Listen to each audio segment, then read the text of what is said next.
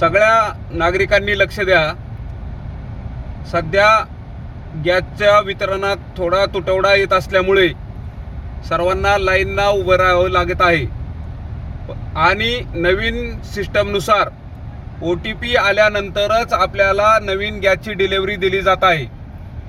परंतु या गोष्टीचा फायदा सायबर फ्रॉडवाले लोक घेऊ शकतात। आपल्याला कुठल्या तरी अननोन नंबरवरून APK फाईल पाठवतात, त्यावर ती गॅसची किंवा महानगर गॅसची, HP गॅस किंवा भारत गॅसची असल्याचे दाखवले जाते। ज्यावेळेस आपण अशी APK फाईल ओपन कराल तर तुमचा मोबाईल हॅक होऊन जाईल।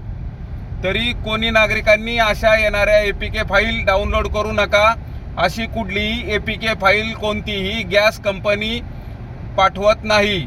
आपण स्वतः जाऊन गॅसच्या ठिकाणी बुकिंग करून OTP आपल्या रजिस्टर्ड मोबाईल नंबरवर साध्या SMS द्वारे येईल। तरी कोणीही नागरिकांनी APK फाईल डाउनलोड करू नका।